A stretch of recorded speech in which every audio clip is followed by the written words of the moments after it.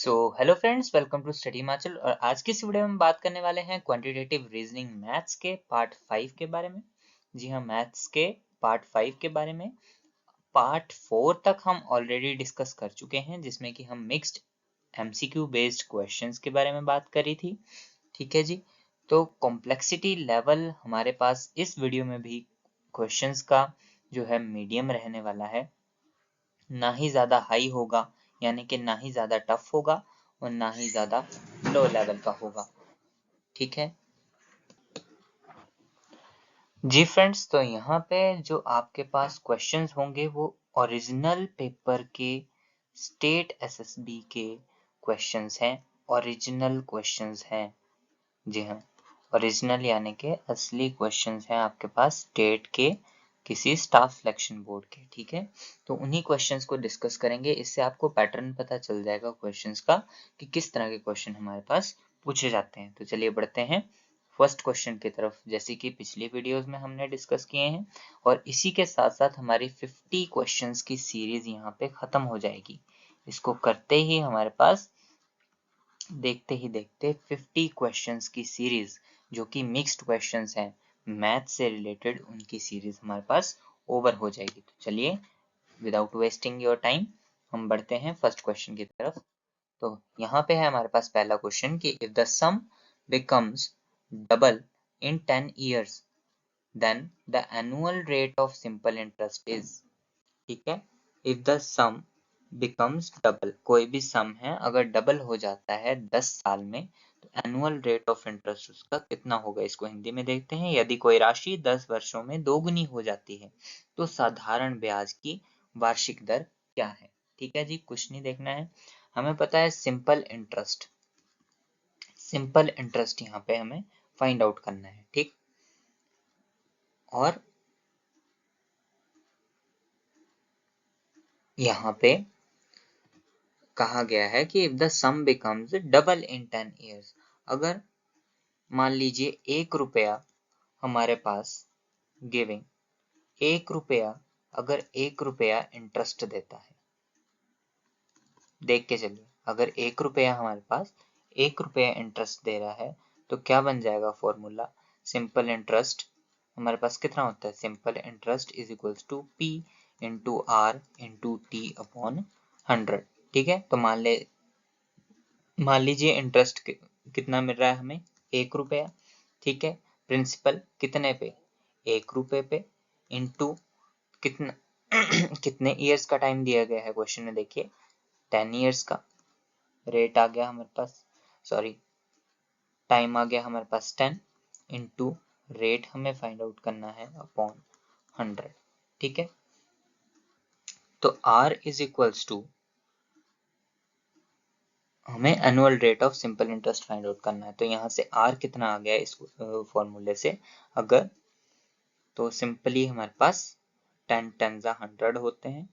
R is equals to 10%। ठीक है जी, R इज इक्वल्स टू 10%। क्या कोई ऑप्शन है? जी हाँ, ऑप्शन सी यहाँ पे हमारे पास करेक्ट हो गया। ठीक है, कुछ नहीं किया है, यहाँ पे हमने 1 रुपये के हिसाब से देखा कि अगर 1 रुपया ब्याज देता है, ठीक है, तो यहाँ पे प्रिंसिपल हमारे पास 1 रुपया आ गया है ना, और इंटरेस्ट भी उस पे यहाँ पे 1 रुपया आ गया, और सिंपली हमने फॉर्मूले में वैल्यूज को पुट किया है, और यहाँ से रेट यानी कि एनुअल रेट ऑफ इंटरेस्ट यानी कि साधारण ब्याज की वार्षिक दर निकाल लें यहाँ पे। ठीक है जी, तो चलिए बढ़ते हैं नेक्स्ट क्वेश्चन की तरफ।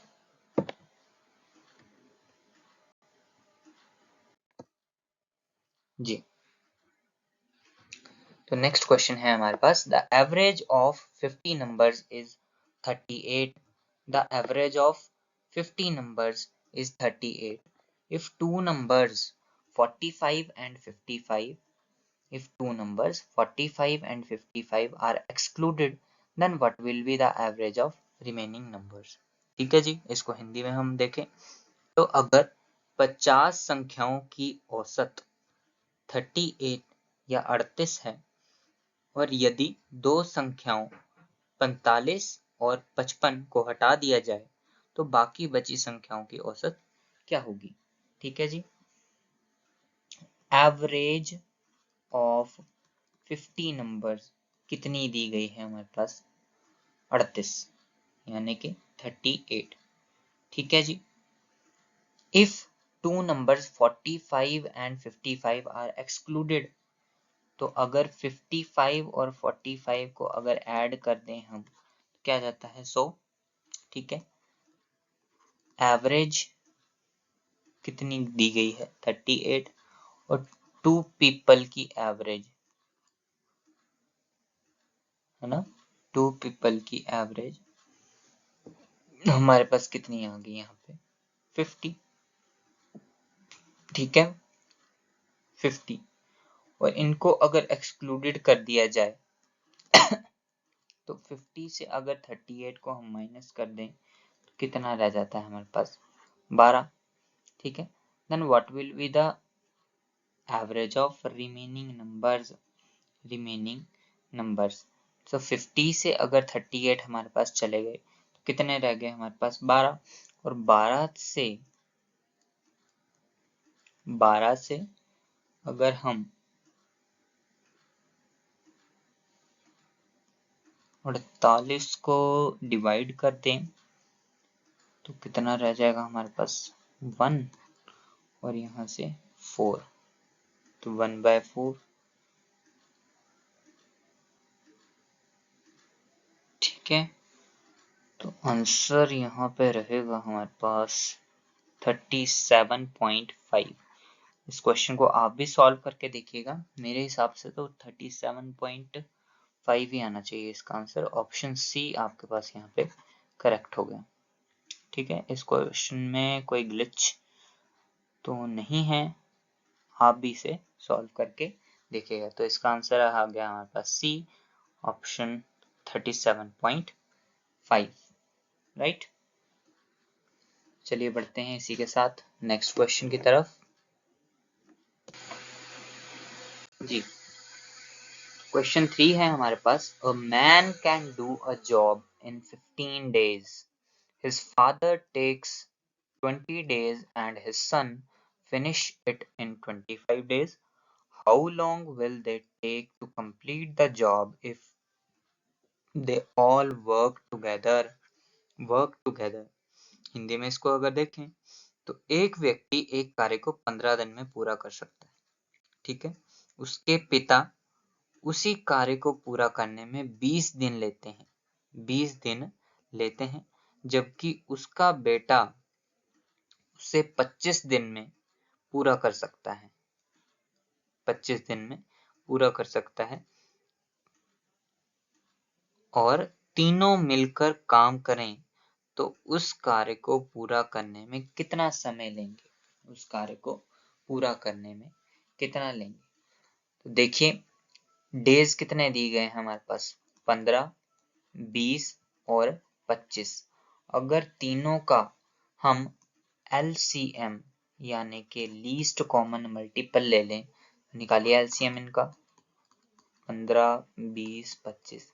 देखिए मेरे पास क्वेश्चन पेपर ही है और उससे डायरेक्टली आपके पास सॉल्व किया जा रहा है इसको यहाँ पे। तो ये 2 से 15, 10, 25, 2, 15, 2 5 25, फिर 3, 5, 25, फिर 5, 1, 5, फिर 5 से। एक नॉर्मल वे है एलसीएम फाइंड आउट करने का।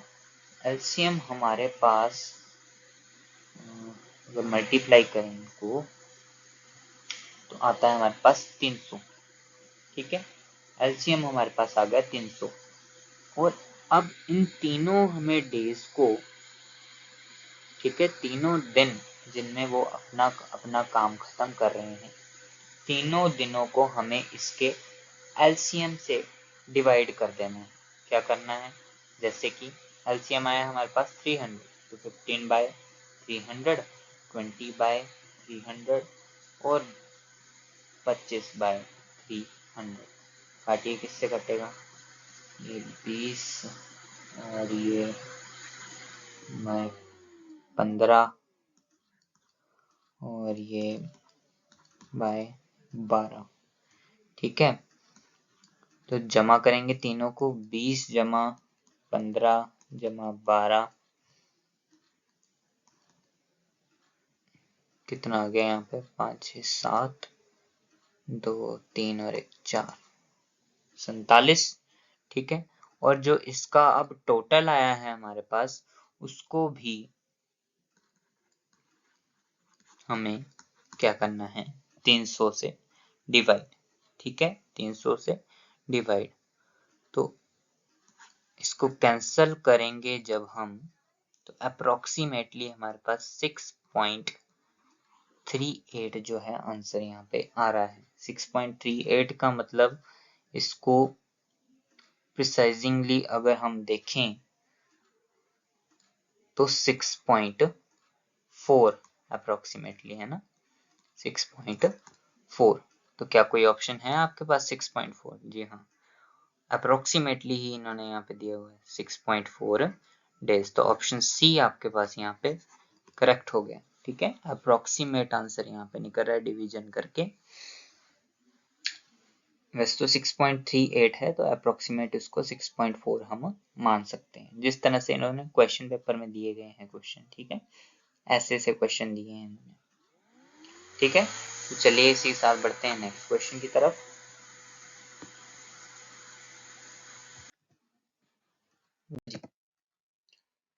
तो यहाँ पे कहा गया है कि in how many years will a sum of ₹8,000 at 10% per annum compound interest compounded semi-annually become 9,261। जी, तो इसको हिंदी में हम देखेंगे कि ₹8,000 की राशि 10% वार्षिक चक्रवृद्धि ब्याज पर कितने वर्षों में 9,261 हो जाएगी, जबकि ब्याज प्रति छमाही संयोजित होता है, यानी कि सेमी एनुअली बिकम्स इतने। ठीक है, कंपाउंडेड उसको सेमी एनुअली किया गया है हमारे पास। ठीक है, तो यहाँ पे देखिए एक ट्रिक है, 3 साल के हिसाब से बोला गया है ना, in how many years will a sum of ₹8,000 at 10% per annum. ठीक है, तो यहाँ पे देखिए क्या है, 20 का अगर हम क्यूब कर दें, 20 का अगर हम क्यूब कर दें कितना आता है हमारे पास, 8,000। ठीक, कंपाउंडेड सेमी एनुअली है, देखना 20 का क्यूब कितना आ गया, 8,000, और 21 का क्यूब कितना आ गया हमारे पास, 9261। क्यूब क्यों कर रहे हैं हम, यहाँ पे 3 साल दर्शाता है, क्यूब मतलब 3 ईयर्स। ठीक है, 20 का क्यूब 8,000, 21 का क्यूब यहाँ पे कितना आ गया हमारे पास, 9261। ठीक, अब कंपाउंडेड सेमी एनुअली है, क्वेश्चन देखते रहना, कंपाउंडेड सेमी एनुअली है, यानी कि 6 मंथ्स 6 मंथ्स और 6 मंथ्स। ठीक, 6 महीने 6 महीने 6 महीने, सेमी एनुअली यानी कि 1 साल पूरा और 1 आधा। तो कितना हो गया यहाँ पे, 1:1/2 ईयर्स, 1:1/2 ईयर्स। ठीक है, कुछ नहीं किया, 1.5 कितने आ गए, हो गए ना ये 1 साल और 6 महीने, है ना। तो क्या कोई ऑप्शन है, जी ऑप्शन यहाँ पे बी आपके पास करेक्ट हो रहा है। ये 1:1/2 ऐसे लिखा है, 1:1/2, ऑप्शन बी यहाँ पे करेक्ट हो गया आपके पास। ठीक है, कुछ नहीं किया है, ये वाली ट्रिक जरा सी आपने देखनी है, क्यूब क्यों है, 3 साल यहाँ पे दर्शाए गए हैं। In how many years will a sum बोला है ना, तो ये ईयर्स ही हैं ये। ठीक, ये हमने आपस में रिलेशन देखा इनका। ठीक है जी, चलिए इसी के साथ बढ़ते हैं हम अपने नेक्स्ट क्वेश्चन की तरफ। जी, फिर से आ गया एलसीएम का क्वेश्चन हमारे पास कि the LCM of three different numbers, the LCM of three different numbers is 120। ठीक है, which of the following can not be their HCF, which of the following can not be their HCF. ठीक, हिंदी में अगर देखें तो तीन विभिन्न संख्याओं का लीस्ट कॉमन मल्टीपल यानी कि एलसीएम कितना है, 120 है। तो निम्न संख्याओं में से कौन सी संख्या इन तीनों संख्याओं का एचसीएफ यानी कि highest common factor, highest common factor नहीं हो सकती, हाईएस्ट कॉमन फैक्टर नहीं हो सकती। तो इसमें हिट एंड ट्रायल मेथड को हम अपनाएंगे। क्या करेंगे, एक एक करके देखते जाओ। 120 हमें आंसर लाना है। ऑप्शन ए से शुरू करते हैं। ठीक है, 8। क्या 8 के टेबल में 120 आता है? जी हाँ, 15 अट्ठे 120, 15 इंटू 8 120। ठीक है, 12 के टेबल में जी हाँ डायरेक्टली आता है 12 इंटू 10 120। ठीक है, 24 के टेबल में जी हाँ 24 इंटू 5 आता है आपके पास 120। तो कौन सा रह गया? 35 के टेबल में डायरेक्टली हमारे पास 120 नहीं आता, यानी कि उसका फैक्टर नहीं है। 35 क्या है? फैक्टर नहीं है। तो 35 ही यहाँ पे इसका एचसीएफ नहीं हो सकता। ठीक है जी, डायरेक्टली हमारे पास आंसर यहाँ पे डी आ गया, ऑप्शन डी। यहाँ पे हिट एंड ट्रायल मेथड को हमने यूज कर दिया। ठीक है, ऐसे ऑप्शन में आप ये भी कर सकते हैं कि 4 ऑप्शन है, चारों को चेक कर लो कि कौन कौन सा उसका मल्टीपल बन रहा है ना। सबके टेबल्स में 120 हमारे पास आ रहा है, बट 35 के टेबल में डायरेक्टली नहीं आ रहा है। ठीक है जी, तो यही था, सिंपल क्वेश्चन था। तो चलिए बढ़ते हैं नेक्स्ट क्वेश्चन की तरफ। क्वेश्चन 6 हमारे पास आ गया जी। सॉल्व करना है, x की वैल्यू हमें यहाँ पे फाइंड आउट करनी है। क्या करना है? x की वैल्यू फाइंड आउट करनी है। तो देखिए क्वेश्चन, देखिए हमारे पास क्या है, 14 into 627 divided by under root of 1089। ठीक है, 1089 किसके बराबर है? X cube plus 141। तो x की वैल्यू फाइंड आउट करनी है। सबसे पहले अंडर रूट को खोलने की कोशिश करेंगे। अंडर रूट ऑफ 1089 किसका अंडर रूट होता है, मतलब किसका स्क्वायर होता है? 1089 यहाँ पे 33 का स्क्वायर होता है। ठीक है, चेक करते रहिएगा आप भी साथ में, 33 का स्क्वायर होता है। ठीक है, तो 14 को अब किससे मल्टीप्लाई करेंगे? मल्टीप्लाई किससे है ये? 627 से, 627 से, और डिवाइडेड किससे है? अंडर रूट को खोल लिया 33, डिवाइडेड किससे है? 33 से।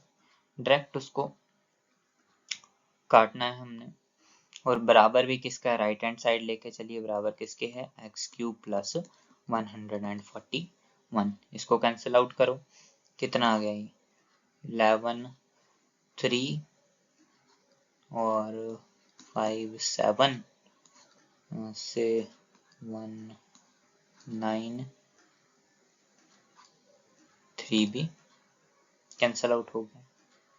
ठीक है जी, तो यहाँ से कितना आया हमारे पास? 14 into 19 is equals to x cube plus 141। ठीक है, इन दोनों को मल्टीप्लाई कर दो, कितना आ गया आपके पास? 266 is equals to x cube plus 141। तो यहाँ से एक्स क्यूब को परे ले जाओ, एक्स क्यूब कितना आ गया? 266 से ये परे जाके क्या हो जाएगा? माइनस 141। तो एक्स क्यूब कितना आ गया हमारे पास? 125, है ना। एक्स क्यूब किसके? 125 किसका क्यूब, है ना, क्यूब भी देखेंगे ना दूसरी साइड, 5 का क्यूब, क्यूब से क्यूब कैंसल आउट, तो एक्स की वैल्यू डायरेक्टली यहाँ पे आ गई 5, एक्स की वैल्यू 5। तो कोई ऑप्शन है? जी, ऑप्शन डी यहाँ पे आपके पास करेक्ट हो गया, आंसर आ गया इसका 5। कुछ नहीं करना था, वैल्यू करनी थी एक्स की फाइंड आउट, इसको सिंप्लीफाई करके एक एक करके हमने यहाँ पे अंडर रूट को सिंप्लीफाई करा, होली अंडर रूट को किसका अंडर रूट है ये 33 का, और फिर डिवाइड और फिर मल्टीप्लाई। ठीक है, जैसे कि डी मास रूल या बोर्ड मास रूल आपके पास कहता है। ठीक, चलिए बढ़ते हैं इसी के साथ नेक्स्ट क्वेश्चन की तरफ। जी, question number 7, the speed of the 3 cars are in the ratio 2:3:4, the ratio between the time taken by the cars, the ratio between the time taken by the cars कितनी है? To cover the same distance is, to cover the same distance is, तो वही हमने find out करनी है ratio कि same distance को, जी तो सेम डिस्टेंस कवर करने में कितना टाइम लगेगा, time taken by the car to cover the same distance is, यानी कि समान दूरी कवर करने। तो यहाँ पे स्पीड्स की रेशियो दी गई है हमारे पास 2:3:4। ठीक है, स्पीड का फॉर्मूला हमें पता है क्या होता है, distance upon time, distance upon time. ठीक, यानी कि स्पीड जो है इनवर्सली प्रोपोर्शनल है टाइम के। ठीक है, स्पीड जो है इनवर्सली प्रोपोर्शनल है टाइम के, तो टाइम की ही हमें रेशियो निकालनी है, the ratio between the time taken by the cars to cover the same distance. ठीक है, टाइम की रेशियो निकालनी है, तो टाइम जो है अगर इनवर्सली प्रोपोर्शनल है स्पीड के, तो सारी स्पीड्स को हमें इनवर्स रिलेशन में लिखना पड़ेगा। कैसे लिखेंगे, 1/2 रेशियो 1/3 रेशियो 1/4। ठीक है, ये आ गई स्पीड की रेशियो, है ना। अब एलसीएम ले लो तीनों का, 2, 3, 4 का एलसीएम कितना आ गया हमारे पास, उसी तरीके से 12। ठीक है, 12 आप साइड में ऐसे करके भी देख सकते हैं, 2, 3, 4 का कितना आ गया हमारे पास 12। ठीक, तो क्या करेंगे, पिछले क्वेश्चन की तरह ही 12 से सारी रेशियो को डिवाइड करते चलिए, 12/3 रेशियो 12/4, काटिए, 6 जा 4 जा 4 3 जा। ठीक, तो रेशियो क्या आ गई सिंपली हमारे पास इसकी टाइम की, 6 रेशियो 4 रेशियो 3। क्या कोई ऑप्शन है? जी, ऑप्शन डी आपके पास यहाँ पे करेक्ट हो गया। ठीक है, उन एसएससी वालों ने इस तरह के क्वेश्चन आपके पास दिए हुए हैं, 6:4:3। ठीक, तो ऑप्शन डी आपके पास करेक्ट हो गया है। ठीक है जी, तो बढ़ते हैं नेक्स्ट क्वेश्चन की तरफ। Question number 8। ठीक, a solid metallic cylinder of the base radius 3 centimeter and height 5 centimeter is melted to form cones each of the height 1 centimeter and base कितना है 1 millimeter। ठीक है, 1 millimeter, then number of such cones is, उन cons के number को हमें find out करना है। ठीक है जी, उन कोन्स के नंबर को हमें फाइंड आउट करना है। ठीक है, कुछ नहीं है, चलिए देखेंगे। A solid metallic cylinder of a base radius 3 centimeter base. ठीक है, अब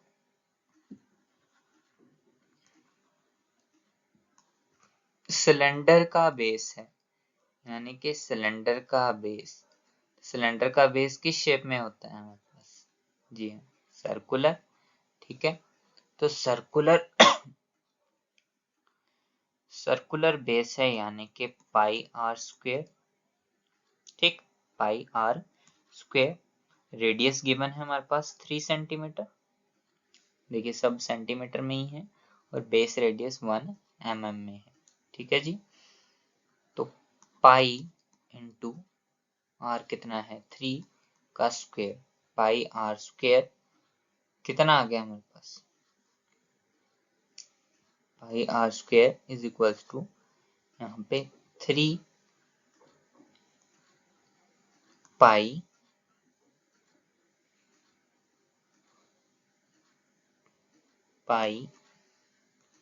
3 इंटू 3 पाई r का स्क्वायर h कितनी है हमारे पास, यहाँ पे कुछ नहीं कर रहे, फॉर्मूला पुट कर रहे हैं सिंपल, h सिलेंडर है यहाँ पे, ठीक है, पाई r स्क्वायर h और इंटू 5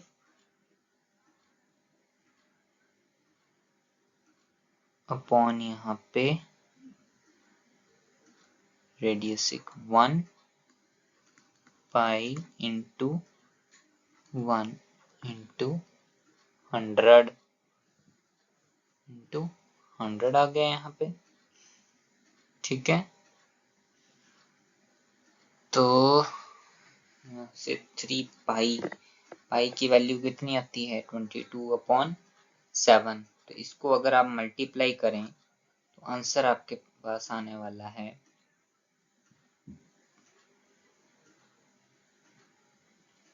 ये फॉर्मूला हमने पुट किया है ना यहाँ पे, देखिए 1/3 पाई r स्क्वायर h, कुछ नहीं है, ये वो वाला फॉर्मूला है, 1 नीचे ओवर 3 पाई r का स्क्वायर h, ठीक है।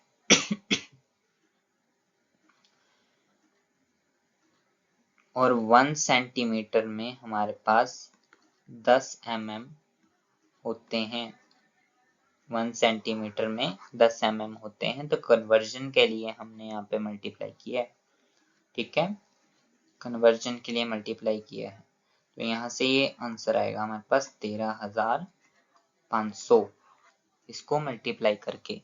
कोई ऑप्शन है जी, ऑप्शन डी आपके पास यहाँ पे करेक्ट हो गया, ऑप्शन डी क्या हो गया, करेक्ट। चलिए बढ़ते हैं लास्ट क्वेश्चन की तरफ। क्वेश्चन नंबर 9 है हमारे पास